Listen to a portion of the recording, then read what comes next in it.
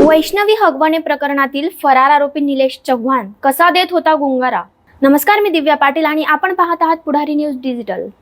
नेपाळ बॉर्डरवरून निलेश चव्हाणला पिंपरी चिंचवड पोलिसांकडून बेड्या ठोकण्यात आल्या। गेली 10 दिवस 3 राज्यातून प्रवास करत निलेश नेपाळमध्ये पोहोचल्याची माहिती समोर आली होती। तर झालंय असं की वैष्णवी हगवणे हुंडाबळी प्रकरणी पोलिसांनी हगवणे कुटुंबातील सर्वच आरोपींना अटक केली आहे। सध्या ते पोलीस व न्यायालयीन कोठडीत आहेत।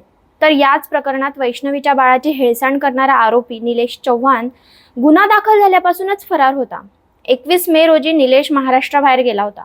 त्यानंतर 25 मे रोजी खासगी ट्रॅव्हल्सने तो उत्तर प्रदेशच्या गोरखपूर येथून दिल्लीला गेला।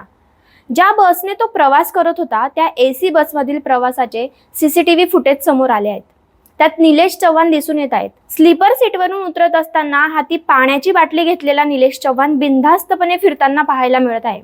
सुरुवातीला निलेश दिल्लीला गेला, त्यानंतर तो राजस्थानला पोहोचला। राजस्थानमधून त्याने मध्य प्रदेश गाठलं। त्यानंतर तो उत्तर प्रदेशमधून नेपाळमध्ये गेला आणि नेपाळमधून भैरवा मार्गे सोनोलीमध्ये आल्यावर निलेश चव्हाणला अटक करण्यात आली। विशेष म्हणजे निलेश चव्हाण हा 25 मे रोजीच्या दुपारपासून 30 मे पर्यंत नेपाळमध्येच मुक्कामी होता। वैष्णवीच्या 9 महिन्याच्या बाळाची हेळसांड करणाऱ्या निलेश चव्हाणला घेऊन पोलीस पिंपरी चिंचवडमध्ये दाखल झाले आहेत। गेले 10 दिवस पोलिसांना गुंगारा देणाऱ्या निलेशला नेपाळच्या बॉर्डरवरच बेड्या ठोकण्यात आल्या।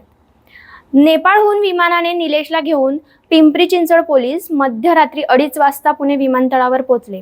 त्यानंतर थेरगाव रुग्णालयात निलेशची वैद्यकीय चाचणी पूर्ण झाली आणि पहाटे 4 वाजता बावधन पोलिसांकडे निलेशचा ताबा देण्यात आलाय। अशाच नवनवीन घडामोडींसाठी बघत रहा पुढारी न्यूज डिजिटल।